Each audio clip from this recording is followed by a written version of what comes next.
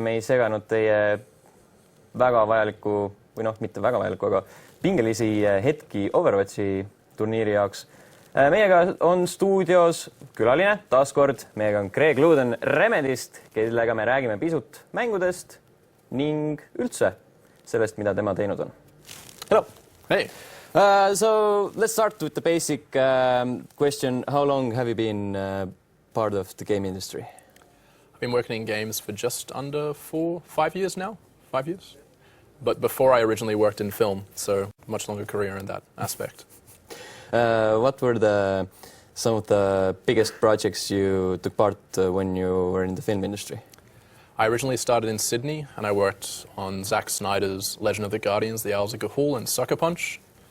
And then I worked for George Miller, who did, obviously, Mad Max recently. I worked on Happy Feet 2.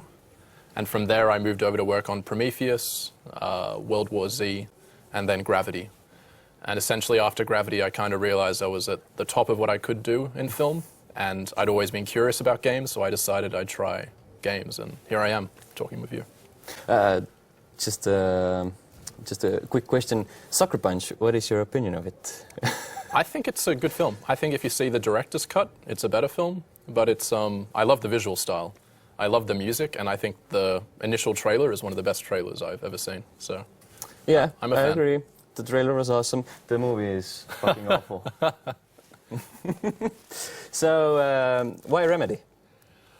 I'm a huge fan. I think like most people, I loved Max Payne, but the whole reason for me was actually Alan Wake's American Nightmare. When I was working on Gravity, I had a weekend off.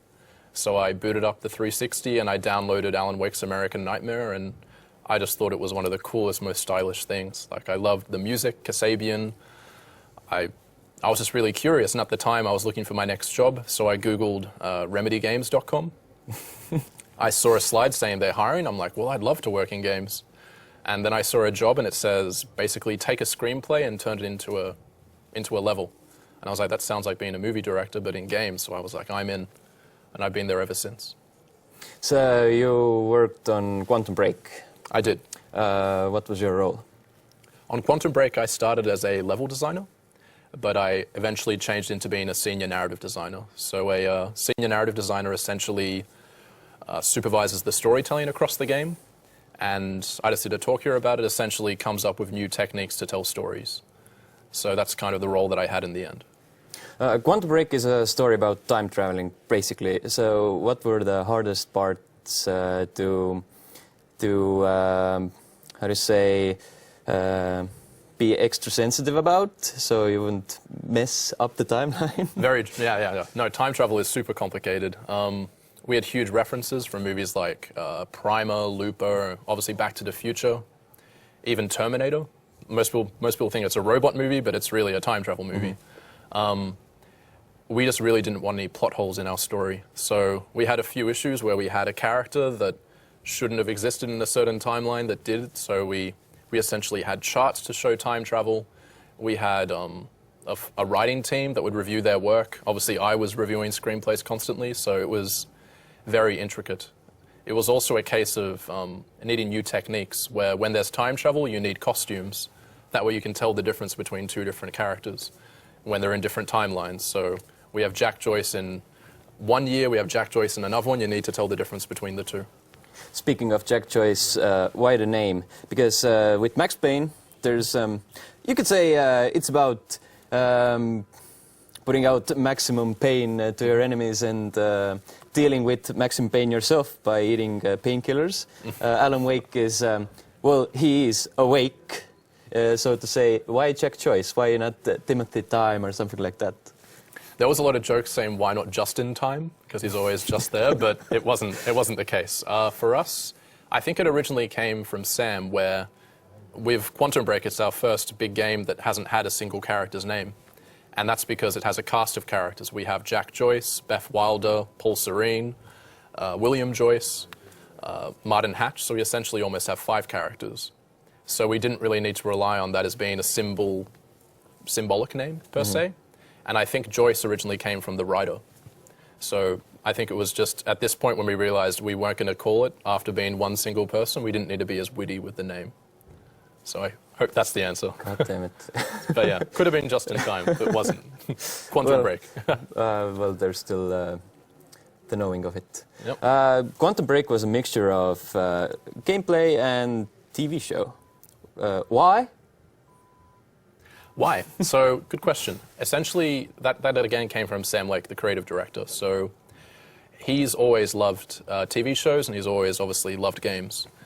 He's also always loved films. But in general, his idea was, why can't we just have everything at the same time? I think he was used to seeing the fact that you have a licensed game and a licensed movie coming out at the same time, but they're two separate experiences, and he wanted to combine that.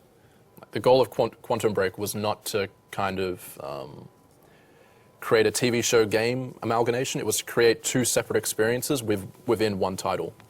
So I think it was just to kind of innovate and do new things. That was the overall goal. But yeah, it was very complicated to make, mind you. When you have time travel mixed with interactive narratives, so the choices in the game changed the TV show, it was very complicated, but we're all very proud of the game, and it's been very well received. Okay, that's awesome. Looking back, do you think that, hey, since it was a mixture of a TV show, there's little to no chance Hollywood can fuck it up and make a bad movie about it? Well, it's actually, we'll have to wait and see. I don't think they will, but it's true. It was, in this case, we just wanted to create something that had never been created before. So there's never been this game, TV show amalgamation. So I think if someone tries to make a movie, it would be very difficult.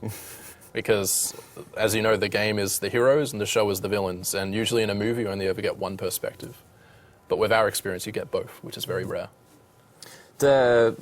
Last but not least, the game was full of crazy stuff, twists and turns, all the weird game mechanics. What were some of the weirdest things you wanted to put in the game but couldn't? That's a good question. What were some of the weird things? Okay. What a way to close the show. Yeah, sorry. I can find something. I think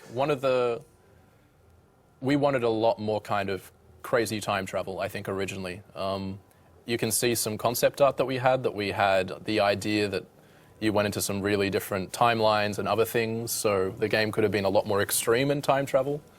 But in the end, we wanted to be more serious and more like a techno thriller. So we didn't want to do like Back to the Future where there's dinosaurs and this stuff. So I think originally when Sam said, let's do a time travel game, everyone's like, oh wow, we can see dinosaurs, and that's not how it ended up. So we kind of kept it serious and focused for Quantum Break. So I think we did have some crazy ideas, but we kind of restricted it pretty quickly after that. Okay, awesome. Thank you, and thank you for a great game. Yeah, thank you very much.